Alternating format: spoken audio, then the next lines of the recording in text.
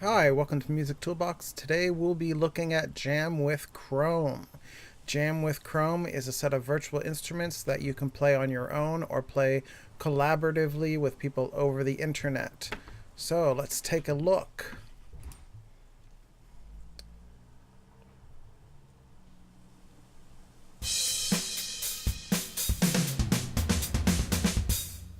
So they give you a variety of different instruments that you can use. They give you several drum sets, standard brushes, and some electronic beat boxes. Each one of these will have their own sound.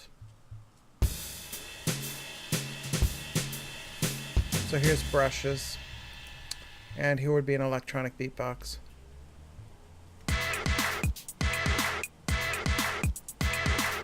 So there's a lot of variety there. And they do the same thing with keyboards.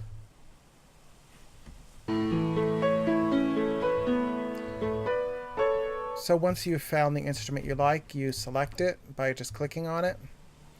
And what it will immediately do is start up a new session for you. And you can see along the bottom, you have a number of different invite slots. So I'm band buddy here. So this is me, or what's on my screen, and these friend invites would be anyone I sent an invite to, and I would do that by clicking the plus, and I can either email this to someone or I can post it on social media and just let anybody who wants to come in and join me. But before we look at that, let's look at some of the features of the instruments. So when you first come into an instrument, it is set to easy mode as opposed to pro mode. In easy mode, it does quite a bit of the work for you, but because it's doing work for you, it limits your options.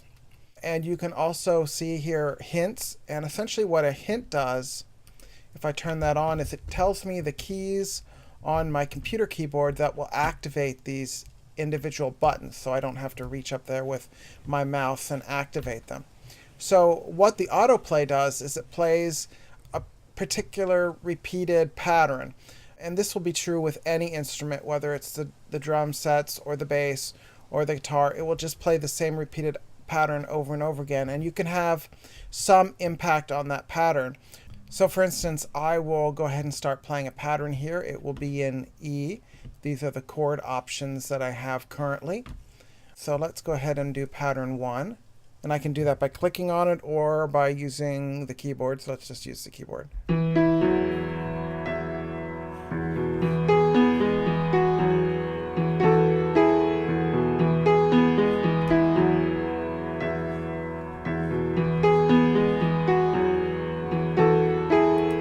So that's pretty stagnant, pretty regular, but I do have some options to change it.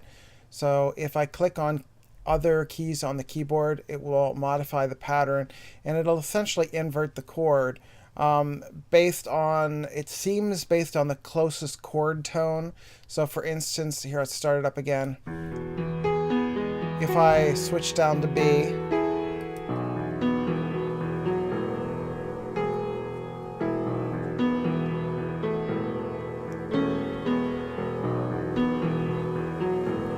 and then down to E.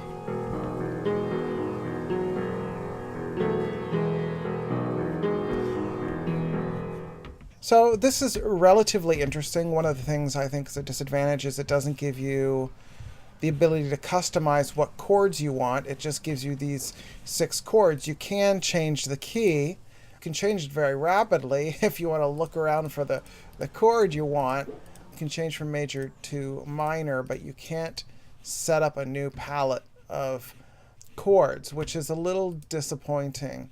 So let's look at the Pro mode.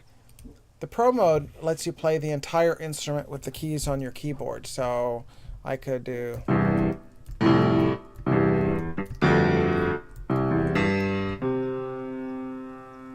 which is kind of nice. In fact, I think it's kind of an ideal way to lay out the notes of the keyboard, because the way they're laid out on the piano keyboard reflects how they're actually laid out on the computer keyboard. So that's That's well done, and you can add a little bit of chorus. So each one of these will have effects that you can change the sound a little bit. Oops. And you can add some stereo effect, which is kind of interesting. Let's go ahead and look at some of the other instrument types real quick. There is a drum set. And depending on where you hit on the cymbal, you get a slightly different sound. Which, again, it's very thorough. You can turn off the easy setting and kind of go it alone.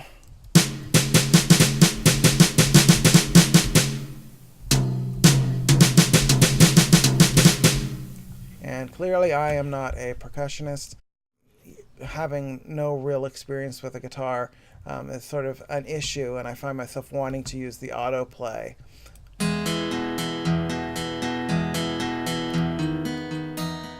And again, the same thing, if you hit different strings, essentially you're changing the inversion of one of the default chords. And you can change the sound. And you can strum.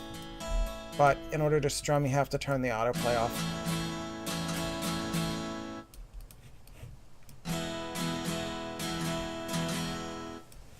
Which is also very nice. One of the interesting things about the chords is you can, if I turn the hints on, I can actually change them very easily with the keyboard. And if I keep the key down, here's a regular strum. Now, if I hold that W down to get that, I think it was an A chord. So that's kind of nice. There's some effects that can happen.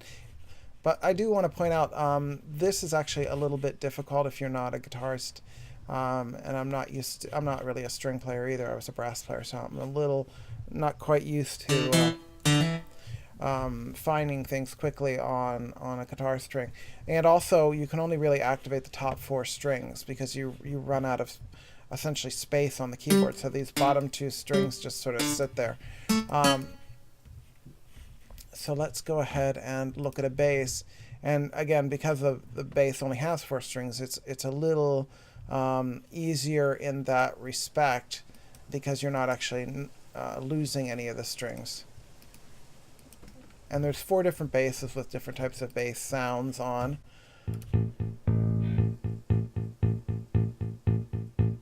So here's the same sort of thing. It's playing a fixed pattern, and I can change the inversion. And I can increase the distortion. Anyway, that is actually a lot of fun. The sounds are good. You can change the speed, the tempo, you can have a metronome going, and there's just simply a tremendous amount of variety, a tremendous amount of fun to be had looking through these different instrument types. And of course, you could discuss, what type of sound for different instruments would be appropriate for different musical genres. There's a lot of room for exploration there for the students.